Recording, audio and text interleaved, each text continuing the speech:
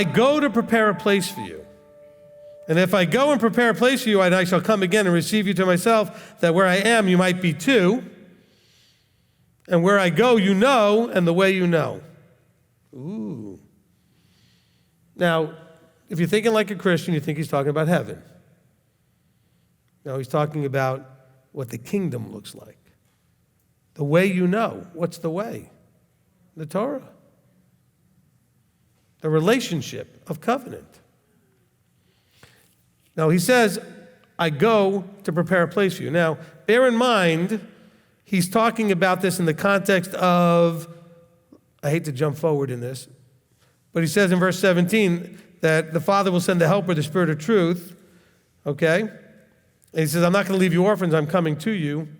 But these are all, he's preparing the way for us.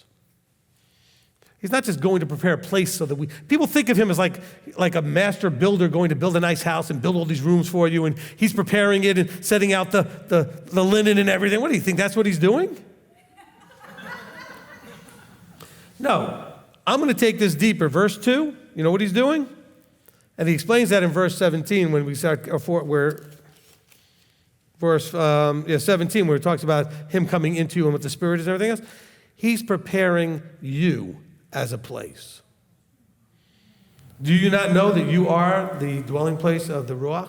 Is that what John tells us in Corinthians? Do you not know that you are the dwelling place?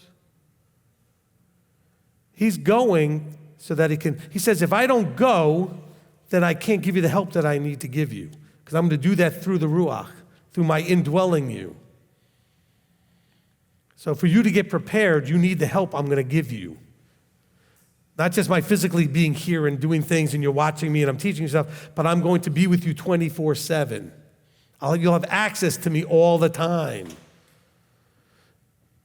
In my Father's house.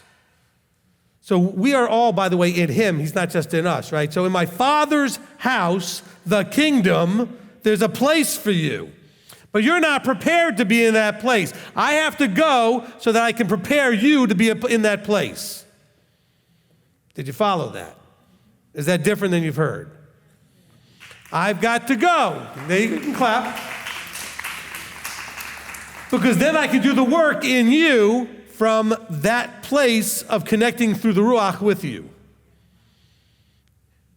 And not just you, but instead of working with 12, or just however many could sit on a hill and listen to me, I can work with everybody that I'm calling at the same time.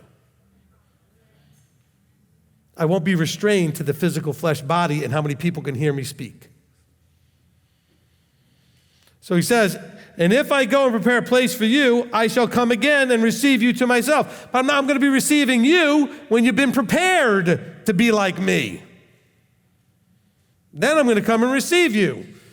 Because right now, you're not ready to live in my place. Okay, you're not clean. You're not kadosh. You're not set apart. All right? You still smell like the world. Right? You got that below fleshly, worldly stink all over you. You can't be in there like that. I got to prepare you for that so that you can be there. This is the same conversation I have with all these people that keep thinking, well, he's coming, with the blood moons, or he's coming with September 23rd, all the times they thought that every year, whatever it is. Does the body look ready? Does the covenanted community look ready for him to show up this week, this month, next year, whatever? Are we prepared for that? No. Which is why I find it very hard to, buy into any of those, this is why he's coming this year stuff. And there's a lot of that happening right now. Why he's coming this April, this Passover, or whatever it is. I won't be upset, by the way, if I'm wrong. If he comes, I'll be happy. All right? And I'm not becoming a false prophet here because I'm not naming dates. I'm just telling you I can't see it happening on those dates because I can't see I look at the body. All these people are looking at the moon and the stars, and Jupiter was spinning this way in Virgo and blah. What? I'm looking at the actual body. And we got a lot of work to do.